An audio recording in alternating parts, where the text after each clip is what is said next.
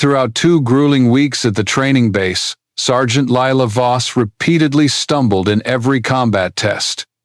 Simple shots veered off target, she froze at the entrance as if paralyzed, and a single misloaded round caused her entire team to fall behind.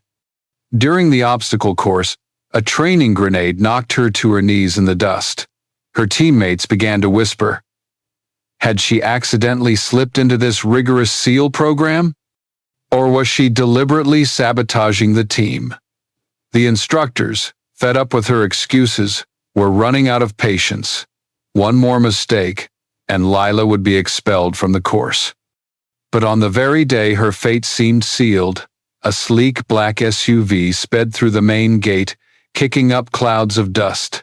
A SEAL commander stepped out, his face stern as if carved from stone. He didn't ask about her performance or review her file. He simply issued a chilling 3-word order, words Lila hadn't heard in years. Before we reveal what they were, comment where you're watching from in the world and hit subscribe, because what happened next turned this failure into a warrior no one dared underestimate. The screech of the truck's brakes echoed through the scorching heat of Naval Amphibious Base Coronado, San Diego. As the wheels came to a halt on the cracked asphalt road, Sergeant Lila Voss stepped down, her combat boots hitting the ground, her left leg hesitating for a moment, a lingering injury she had learned to conceal as deftly as she hid her own secrets.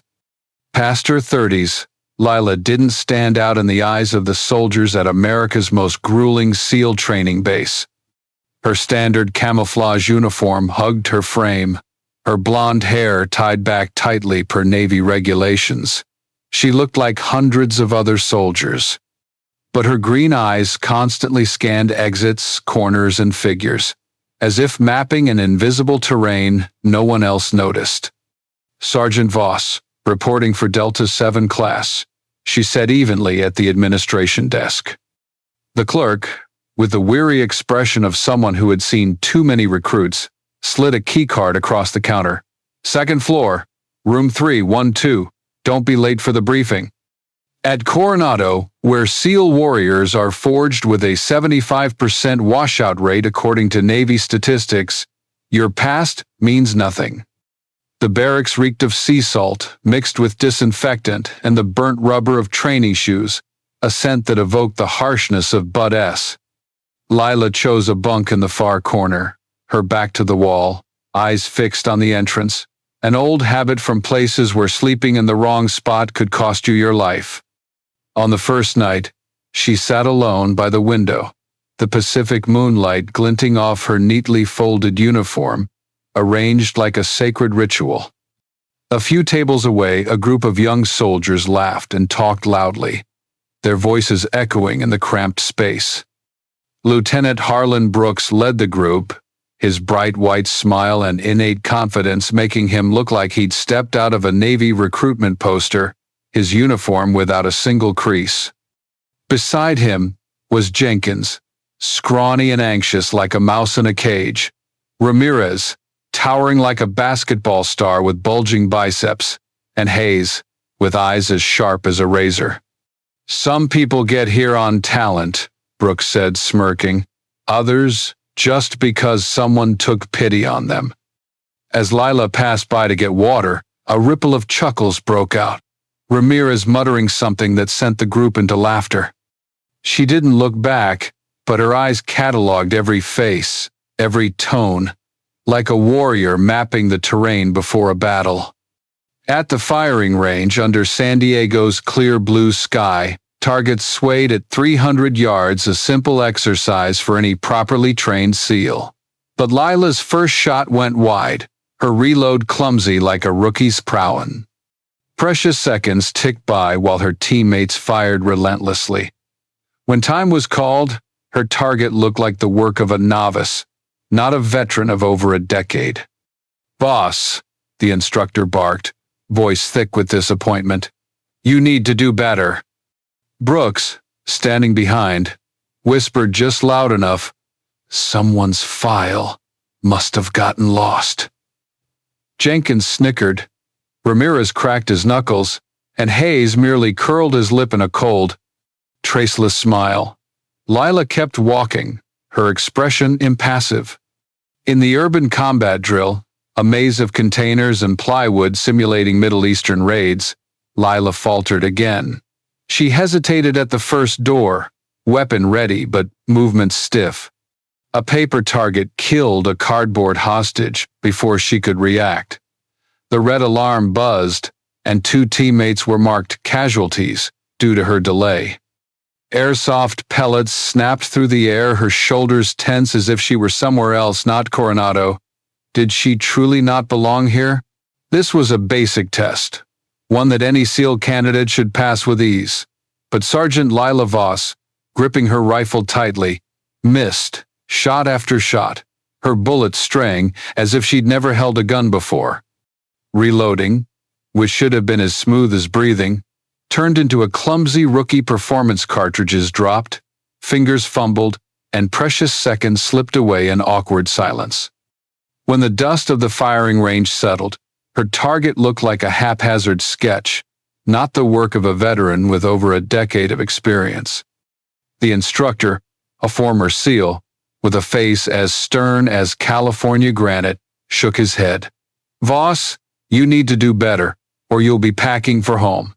From behind, Lieutenant Harlan Brooks smirked, whispering just loud enough to carry, "Someone must have forgotten to send her qualifications to Coronado." His group Jenkins, with his snickering laugh, Ramirez cracking his knuckles like a wrestler, and Hayes, with his cold, sharp smile, burst into laughter, as if Lila were a joke in this high-pressure base. She walked on, her expression impassive, but her green eyes swept over them like a sea breeze, cold and unrelenting. The next urban combat drill exposed Lila's weaknesses even further. In a maze of containers and plywood, simulating the narrow alleys of Baghdad or Kabul, she stood before the first door, rifle ready, breathing steady. But when the signal sounded, she hesitated, as if time itself had frozen. A paper target inside killed a cardboard hostage before she could pull the trigger. The red alarm buzzed, shrill like an accusation. Her teammates, marked as casualties due to her delay, glared at her with bitter eyes. Airsoft pellets snapped through the air, and for a moment, Lila seemed far from Coronado. Her eyes were distant, as if pulled back to a darker place, where the smell of real gunpowder mixed with parched dust, not the sawdust of a simulated setup. Master Chief Donovan, a veteran of Operation Neptune's Spear, the raid that killed Osama bin Laden, watched from a distance, his eyes narrowing. He noticed something different. Lila moved through the base, as if she knew every corner by heart, her gear packed with a precision that hinted at years spent in chaos, where a single misstep meant death. When no one was watching, in the dim pre-dawn light, her hands glided over her rifle with the smoothness of an artist, a stark contrast to the clumsy reloads under the instructor's scrutiny. During briefings, she always chose a seat near the exit, ate quickly with eyes constantly scanning, never turning her back to open space.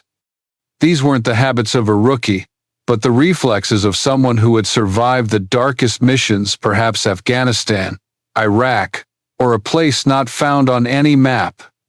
Donovan, who had seen PTSD in 20% of American veterans according to the Department of Veterans Affairs, wondered, was Lila hiding a psychological wound?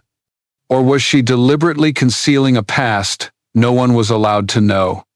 Could she be a puzzle greater than Coronado could solve? Take a moment to relax, comment "1" or "I'm still here" to keep listening.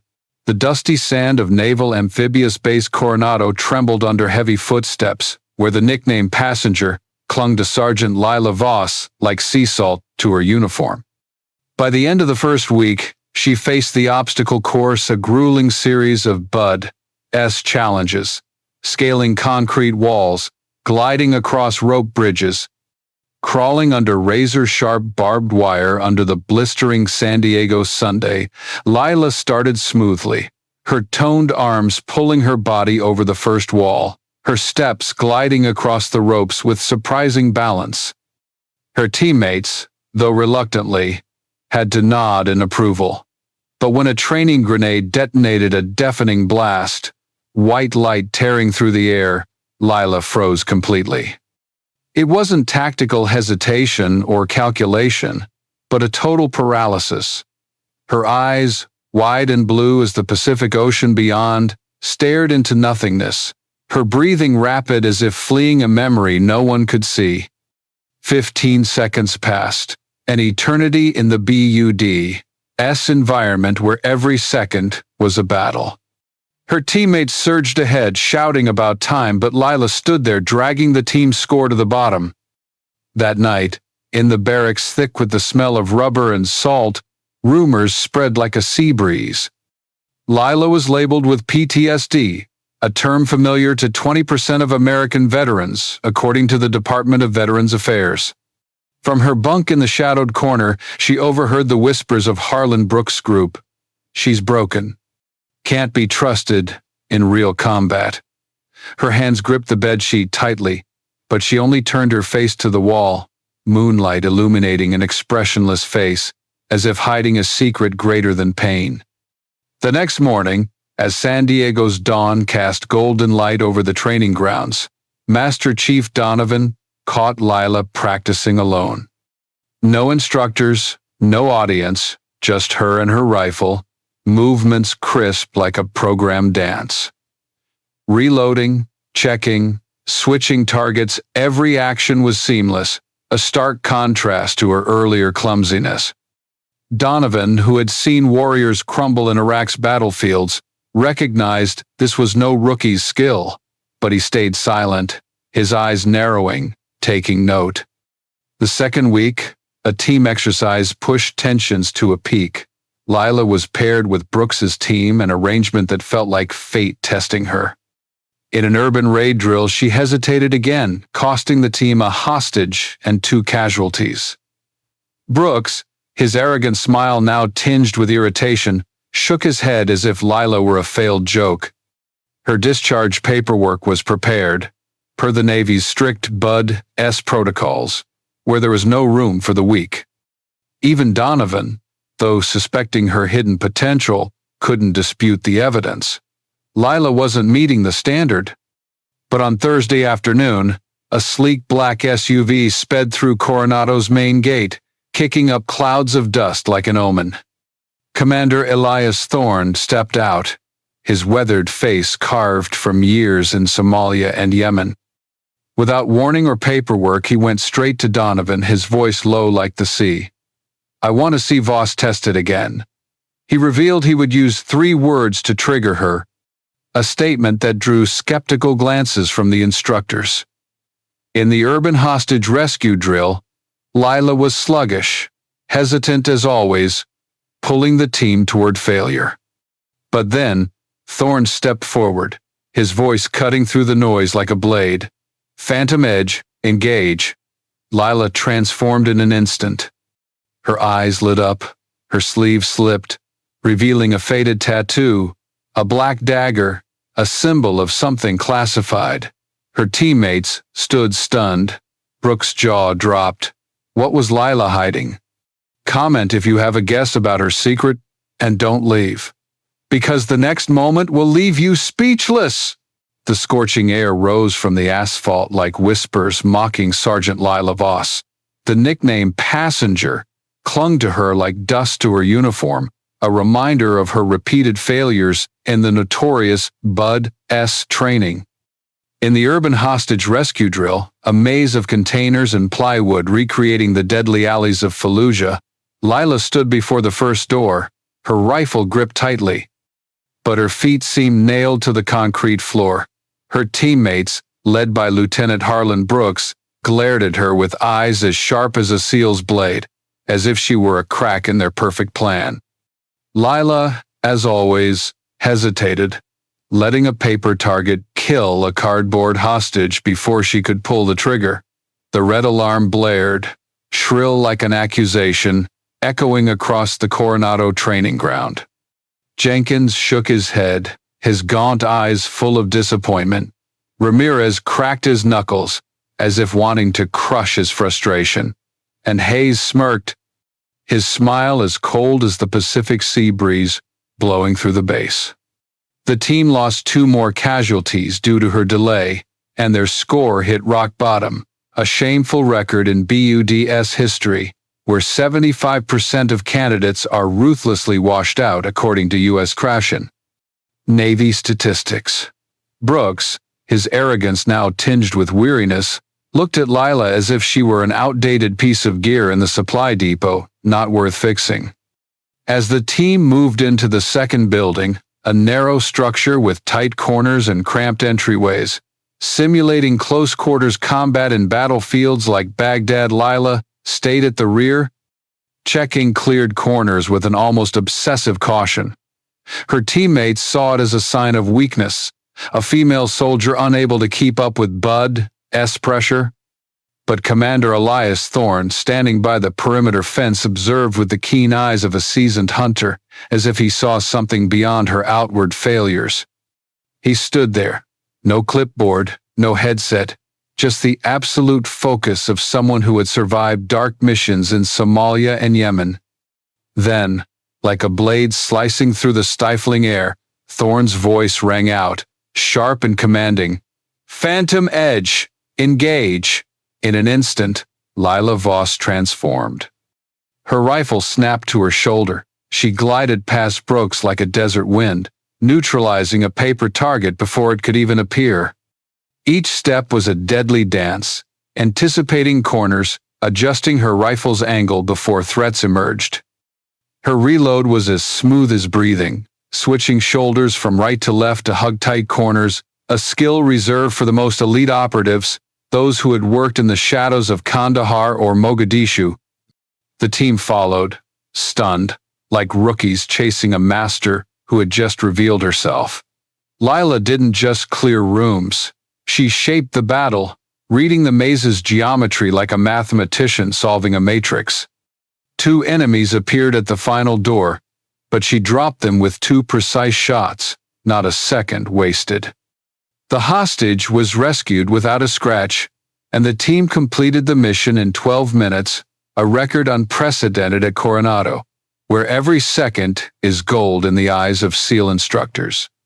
Her teammates panted, drenched in sweat under the afternoon sun, while Brooks, for the first time stripped of his confidence, stood there, helmet slipping from his hands, eyes dazed, as if he'd witnessed a miracle.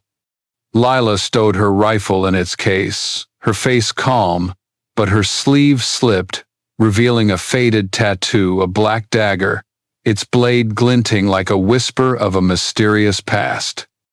Master Chief Donovan from the observation area scribbled notes with a look of astonishment, as if he'd just seen a wolf break free from an iron cage. This wasn't just a mission victory. It was Lila's inner triumph. She didn't need apologies from those who had called her passenger. By leading the team through the maze, she silently forgave, shedding her weak facade to awaken compassion in those who had scorned her. She didn't just save the hostage, but also the team's faith, though they hadn't yet realized it. Those skills, from the way she read the battle to her deadly precision, weren't random. They were the product of years unknown, in places not found on any map. Who was Lila Voss, and why had she hidden this strength under a clumsy veneer for so long? Comment if you have a guess about what that dagger tattoo hides, and don't leave, because the truth about to be revealed will leave you in disbelief. The training ground at Naval Amphibious Base Coronado fell into a rare silence, as if the entire base held its breath after Sergeant Lila Voss's stunning performance. Just minutes earlier, she was the passenger, a joke of Delta 7 class, mocked for her repeated failures in the notorious SEAL training. Now, after a record-breaking 12-minute urban hostage rescue drill, she stood there, stowing her rifle in its case with the calm of someone stepping out from the shadows. The air at Coronado, where 75% of Bud's candidates are ruthlessly washed out, suddenly grew heavy with awe. The instructors, former SEALs with faces as stern as California granite, gathered around the scoreboard, flipping through Lila's file with eyes mixing suspicion and admiration. Master Chief Donovan, who had seen warriors break in Iraq, stood silent, pen in hand but unable to write, as if he just witnessed an eagle tear through a veil of fog. Lila's discharge recommendation, prepared under the Navy's strict BUD-S protocols, was erased from the system within hours. In a small, windowless briefing room, where the smell of Pacific sea salt still seeped through the cracks, Commander Elias Thorne sat across from Donovan. With a voice as low as waves crashing on Coronado's shore, he revealed a truth that silenced the room. Lila Voss was an operative of the covert Shadow Blade program, a top-secret unit operating in denied areas like Syria and Somalia. Her record: 100% successful rescue missions, 0 teammate casualties, existed only in reports never meant to see daylight. But a wound from her last mission, combined with CIA and Navy security protocols, had locked her psyche, preventing her from displaying her abilities unless triggered by a code. Thorne, with eyes as sharp as a seal's blade, emphasized that Lila wasn't weak. She was restrained, like a rifle yet to be chambered. Donovan, who had once doubted her hidden potential, now saw her in a new light, as a warrior freed from an iron cage. Outside the briefing room, the SEAL community at Coronado buzzed. Rumors about Lila spread like a sea breeze, from the training grounds to the mess hall, where the scent of burnt coffee mingled with salty air. Jenkins, scrawny and awkward, lingered near Lila in the hallway, mumbling an embarrassed apology, as if trying to mend a fragile object. "We didn't know who you really are," he said, eyes down like a student caught in the act. Ramirez and Hayes, who had once mocked her mercilessly, now kept their distance, but their gazes had changed. In the following drills, they covertly studied Lila's techniques, trying to mimic her seamless movement through tight corners, as if learning from a living tactical manual. Lieutenant Harlan Brooks, who had once led with an arrogant smile straight out of a recruitment poster, grew quiet.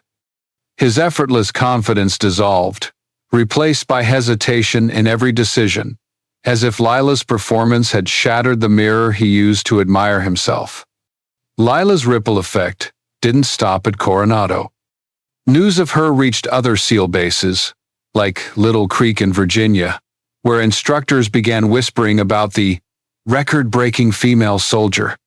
The SEAL community, which revered strength and resilience, started reevaluating biases about PTSD, a reality affecting 20% of American veterans, according to the Department of Veterans Affairs, and about women in special operations. Lila was invited to serve as an advanced tactical instructor, a rare role, not just a recognition but an affirmation that she belonged among America's most elite warriors.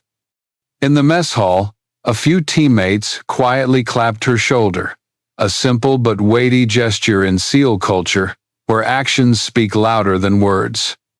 Lila, still with her impassive face, sought no praise. She continued arranging her gear neatly, sitting near exits, and observing everything with cold green eyes. But in those eyes, a new spark gleamed, not pride, but liberation, as if she'd shed a heavy shell. The Coronado community, from instructors to recruits, now saw her as a symbol, not just of strength, but of resilience overcoming prejudice. Lila Voss had changed how they viewed warriors, PTSD, and America itself, a nation that honors its silent heroes. But the question lingered: who forged Lila, and what had she endured to become this warrior? My dear audience, stay tuned for the next part that will leave you in awe. Take a second to drop a comment below, letting me know where you're watching from and what time it is for you. It's always exciting to see who's joining us from around the world. Naval Amphibious Base Coronado awoke as if from a storm, where Sergeant Lila Voss had transformed from a mocked passenger into a symbol of resilience. The BUD-S training course, with its notorious 75% washout rate per U.S. Navy statistics, had seen her complete the final tests with quiet professionalism, without a trace of boastfulness. Gone were the errant shots and clumsy hesitations. Lila moved through the drills as someone who belonged among America's most elite warriors. Under San Diego's golden sun, she stood in the graduation formation, her camouflage uniform crisp, her green eyes scanning the sea horizon, once a symbol of her early paralysis. Now, that ocean held new meaning, a place of peace, where old wounds were healed and where a warrior found rebirth. Commander Elias Thorne, who had unlocked Lila's strength with the 3 words, "Phantom Edge, engage," left Coronado the next morning. He shook Master Chief Donovan's hand, a firm grip like a promise between soldiers. In a voice as low as the sea's waves, he suggested Lila transition to an instructor role, passing her experience to the next generation of SEALs. "She's given enough," he said, his eyes hinting at the years she fought in unmapped places, Syria, Somalia, or other denied territories. Donovan nodded, his gaze toward Lila no longer tinged with doubt but filled with respect for a silent warrior. In the barracks, the smell of sea salt and burnt rubber lingered, but the atmosphere had shifted. The instructors, who once shook their heads at Lila's failures, now whispered about her as a legend, someone who broke the 12-minute record in the urban drill, an unprecedented feat at Coronado. Lila's teammates, who once called her passenger, now treaded lightly around her. Jenkins, with his scrawny frame and awkward eyes, no longer snickered but lowered his head when passing her in the mess hall. Ramirez and Hayes, who had once mocked her mercilessly, now quietly observed her weapon handling during training sessions, as if trying to learn from a hidden master. Lieutenant Harlan Brooks, once proud with his recruitment poster smile, grew quieter, each decision now laced with hesitation, as if Lila had shattered the perfect image he held of himself. One evening, as moonlight streamed through the barracks window, an anonymous teammate placed a steaming cup of coffee by Lila's bunk, a small gesture, but in SEAL culture, it carried the weight of 1,000 apologies. She held the cup, its warmth spreading through her hands, and gave a slight nod, accepting the wordless reconciliation. Lila's story didn't end at Coronado. Rumors spread to Little Creek in Virginia, where other SEALs began talking about the record-breaking female soldier, planting seeds of change within the special operations community. In America, a nation that honors veterans and unsung heroes, Lila's story served as a reminder of the strength hidden beneath ordinary exteriors and of the wounds like PTSD affecting 20% of veterans, according to the Department of Veterans Affairs, that do not define a warrior. Lila was invited to serve as an advanced tactical instructor, a prestigious role that recognized not only her skills but also her resilience.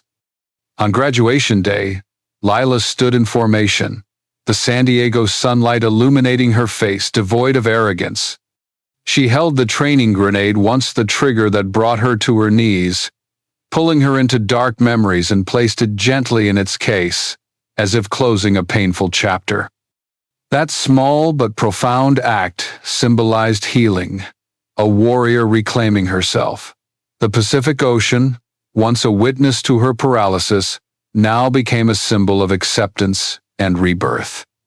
Lila Voss's story at Naval Amphibious Base Coronado is proof that appearances can conceal the greatest warriors. From a mocked passenger, Lila broke records and overcame prejudice, reminding us that true strength often lies in silence, and that wounds like PTSD affecting 20% of American veterans do not define a person. Her journey from freezing before a grenade to placing it gently in its case is a symbol of healing, inspiring anyone who has ever been underestimated.